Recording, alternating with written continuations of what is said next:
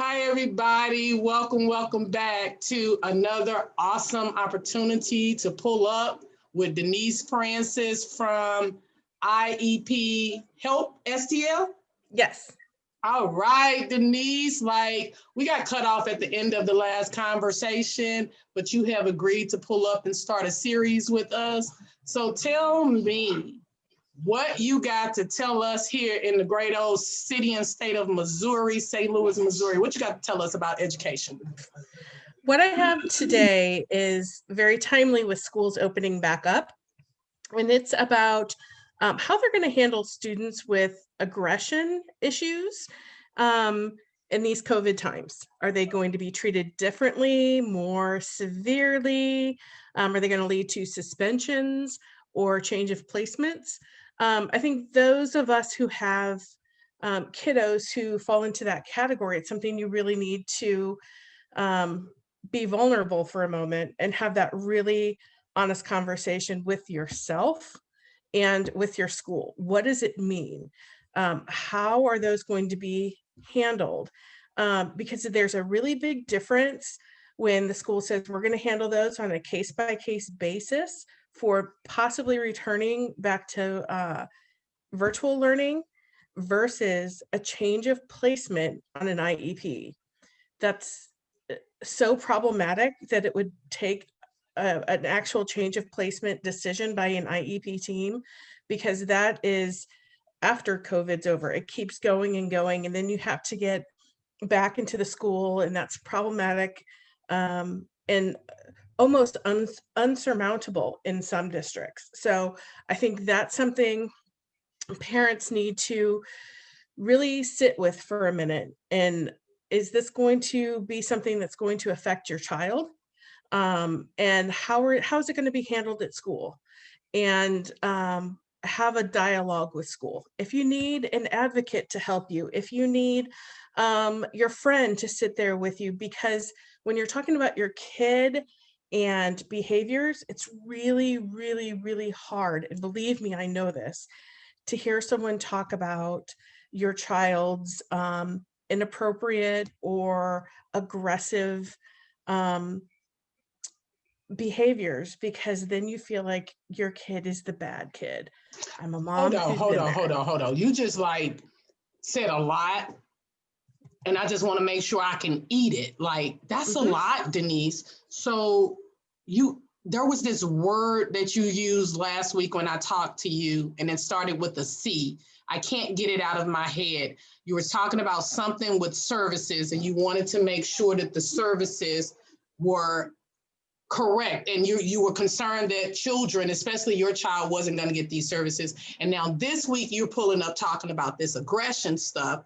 And there's this organization, MCU, Metropolitan Congregations United, and they're all about talking about suspensions and aggression and how certain things are handled. And I feel like all of this stuff is connected some kind of way. So can you just pull back a little bit, then pull back up?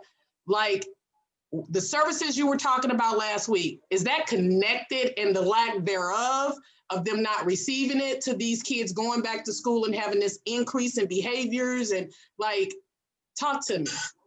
Okay, so those were compensatory services. And I think for some people, maybe they're connected because maybe last year your child was getting to the point where they weren't as aggressive or didn't have aggressive behaviors that would then lead to suspensions and expulsions.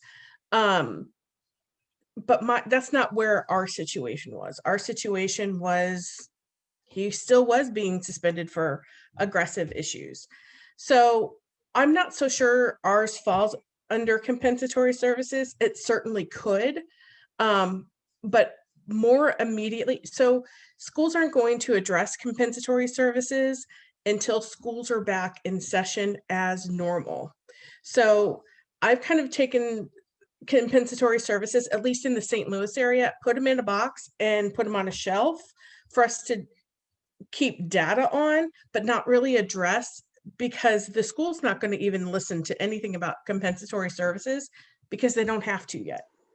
So I want to deal with what's going to happen in the next 4 to 6 weeks when kids are going back to school. So And thinking yes, about thinking about your son from that perspective. So is he more at risk and children like him? Because this is a dope young man, and if supported correctly, would probably have very little behaviors. But is he at risk of being suspended? Like, this kid got an IEP, and like, we know what his behaviors are. Are you really concerned about them suspending? This is ludicrous. so here's the honest truth. And as a parent talking about my kid, this is a really hard thing to say. He ended school in March on a suspension, suspended for 2 days for aggressive behaviors.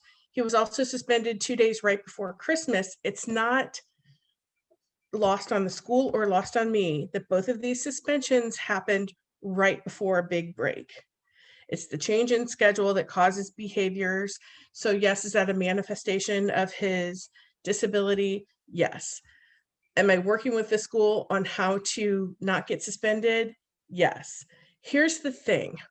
Most schools, this is in Missouri, most schools in their district policy have suspensions or discipline sections that address people with who have aggressive behaviors, and they make no delineation of a child with a disability. It always goes back to if you're a harm to yourself or others, or threat to self or others, or unsafe towards self or others, you can be suspended for your actions. That's crazy. Like, I get that part, but the fact that they make no delineation, like, let me just pull up to the table and say that's nuts, because these children have a diagnosed disability and the data shows. And I'm going to shut up because I'm still learning some stuff. Go ahead. I'm sorry. No, you're fine. It is all part of a disability. And I should say that my son is at a school for kids with disabilities. So Missouri just, I'm going to say it doesn't seem real favorable to especially students with disabilities. So that's kind of where it's at. And rather than fighting a big state of Missouri fight right now, my fight is on more of a microscopic, how are we going to deal with my kid? How am I going to deal with someone else's one kid when they get back to school? Because those big fights are going to take a lot longer to get solved than what do we need for this student right now? When he goes back to school, what does he need for right now?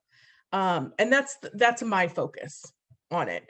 The other stuff, yes, we're addressing and we're taking data and notes and recording conversations. But for right now, when it comes to my son, I want to know what's going to happen when he goes back into the building in November. So, I live in Penrose Park, the marginalized community. What would you tell us, parents like me, that are preparing to send their child back to school?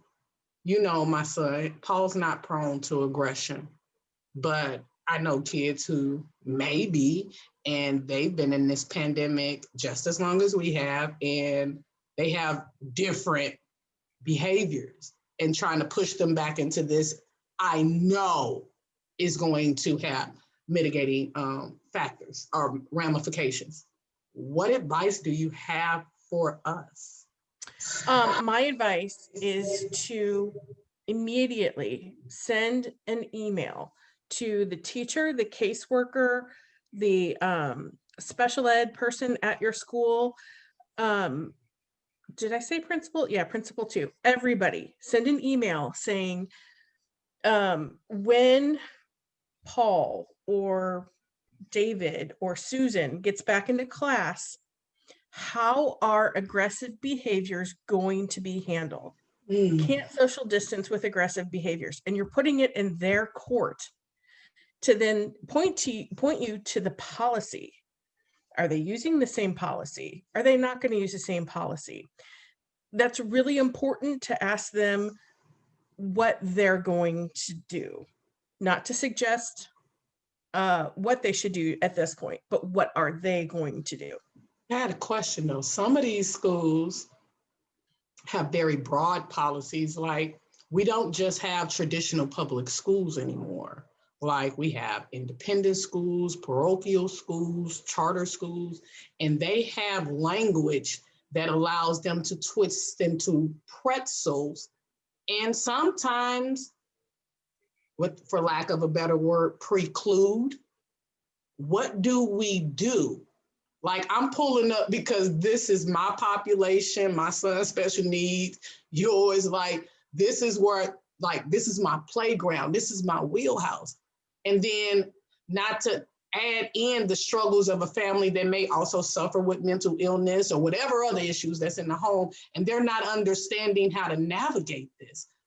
Can you just speak to that just a little bit and how we need to handle this? So I think with those parents, it's even more important before a kid gets back into the school to say, you know, he has these behaviors. I know he has these behaviors. What is the school going to do to address social distancing and to address behaviors in the COVID climate when he returns to school? And then based on their response to that, we'll still put hands on, we'll still do holds.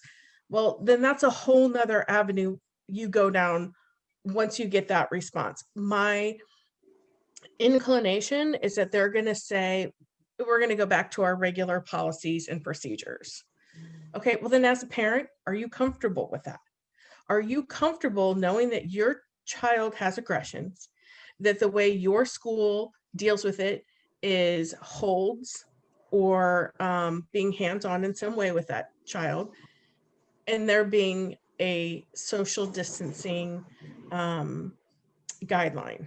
Are you comfortable with that? You can then start an IEP process to get holds removed from an IEP. Is that something that you would help people navigate through or Yes. direct them to? Like, Absolutely. This is all, like, people, I can't speak for other parents, but you know, Denise, we pull up, we do these meetings, they tell us our kids have these diagnoses, we go to these places, we do these meetings, and then we don't see them again until the next meeting. Right. Like, it's just what it is. But this is a different dynamic. We playing in a different time. And right. Like, there are organizations and all that's out there, but I am glad that you're laying this stuff out, because if we don't set parents and families up, these children are going to be miles and miles and miles and miles behind. Right. Their Right. normal friends. Right. If you're a parent who's going through this situation, contact me. IEPHelpSTL@gmail, or go to my Facebook page or my website, IEPHelpSTL, and let's get an action plan. If you need some deep diving help, I can help you with that. If you just need an action plan, what do you as a parent need to do to move this ball forward in an individualized plan for your students? You're not trying to do everything for all the students. If you are, stop for right now and just concentrate on your child right now, and let's get a really good plan for the next 6 months. Wow. Or we can just start for the next 3 months, whatever your student needs for your students' unique needs to make them successful and prepared for further education, employment, and independent living. That is amazing, that you are geared up and ready to partner and or connect people to the resources so everybody knows what they need to know in special education. it's a great pivot. Like Denise, I was given an amazing opportunity. I've been advocating for years, but behind me, this sign. I was just going to ask you about that. As soon as you finished talking, I was going to say that the poster in the back keeps catching my eye and making me. I'm just, yeah. Tell me what that's all about. So Navigate STL. It is a new opportunity for parents to be engaged in a meaningful way. Like DESE is an astronomical site. Like trying to pull up to the DESE website and navigate through it will make your head hurt.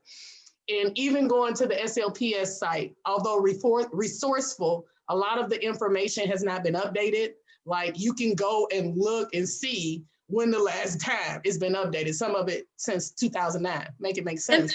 And for those people who don't know, DESE is the Missouri Department of Secondary and Elementary Education. Just in case people didn't know what that was. Go ahead. Pull up. So what Navigate STL did was they created a system for parents. They took the information off DESE and partnered with St. Louis Public Schools and charter schools in the city.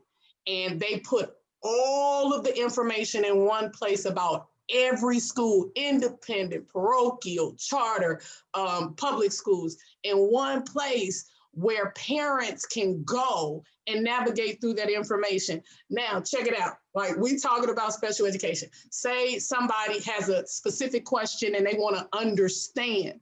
Then they can call and reach out to like a navigator, and that navigator will partner with them to walk through the system to get a better understanding of the schools, the support, the resources, where the school is located, student to teacher ratio, all of that. Yes, it's on the DESE site. Yes, it's on the public school site.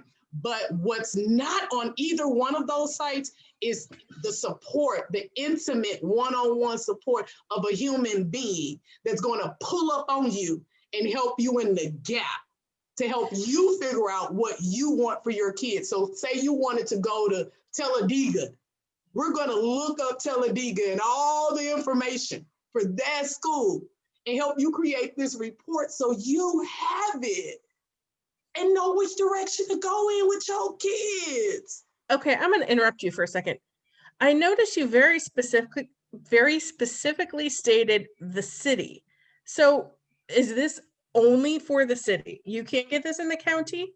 Not yet. I don't know, like, I'm just a navigator, but I hope that like they start pulling up in the county and start looking at that and seeing if there's partnership opportunities there. But for what I know right now, and from where I've looked through the system, I just accepted the position. It's only city-based. It's all of the schools in the city. They're still trying to collect data and partner with schools to get additional information because they want it real. They want it relevant, and they want parents to be able to make a decision and know about all of the schools. I don't even think parents know about every school that is in this city. It's so many of them, and we do not have access to all of that data, but now we do. And I think that's dope. Yeah, I think part of the reason for that is that there's charters in the city and there's not charters in the county. Yes, there is. There is. There's one coming. Oh. One, we talked about it last week or the week before. It's not in your county, but charter schools can come in communities that are provisionally accredited or non-accredited and have been so for extended period of time. I'm not going to get into politics and try to understand all the dynamics of that, but there is a charter school that is coming to the 24-1 community looking to open its door in the 2021 school year. And I think it's phenomenal that parents are being given more opportunities to expand their children's territory. As one of my coaches said, pop your rubber band. Like a rubber band can only go so far. And you have to pop that thing sometimes for children to get an opportunity to become the best them that they can be. So I'm excited about that. I'm excited about the changes in Normandy from the new superintendent that's there. Like, everything is shifting, Denise. I mean, you have even decided to step up and advocate for our kids. Like nobody helps special needs kids. Everything is changing. Mhm. And I think we probably needed this for people to decide what's important. Is it politics? Is it districts? Is it supporting people and systems or kids? That's Well, I about think another really big part to that, Carmen, is parents. Parents need the support. Parents need to feel empowered. Parents need to feel like they're not alone on an island.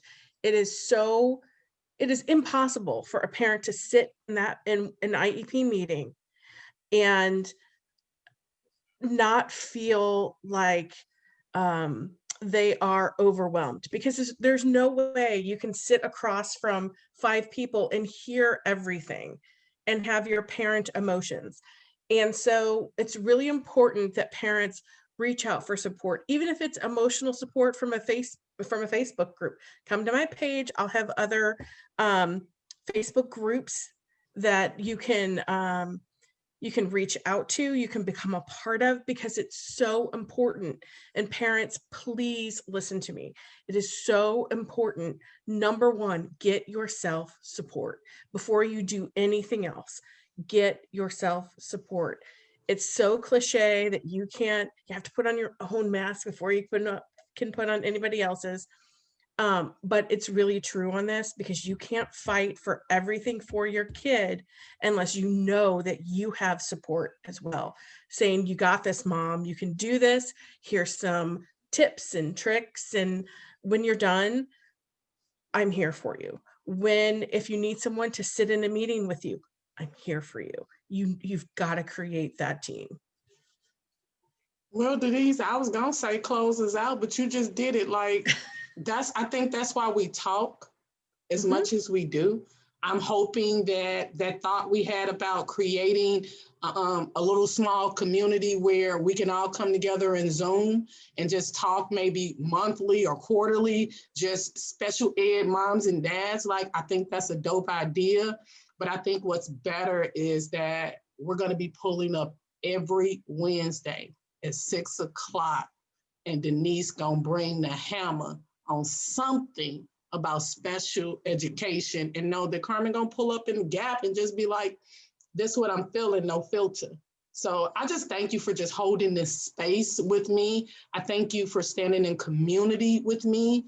I thank you that as we partner to empower parents across the region, just because Navigate STL is not in the county, you're in the county, Denise. Like, we're getting ready to turn up.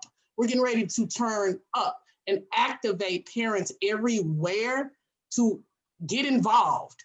Get involved and tell these schools why our special education children need to be just as important as everything else that you're talking about. So next Wednesday, 6 o'clock, Denise gonna pull back up with some more of her hammer. So until then, thank you very much. Thanks, Carmen.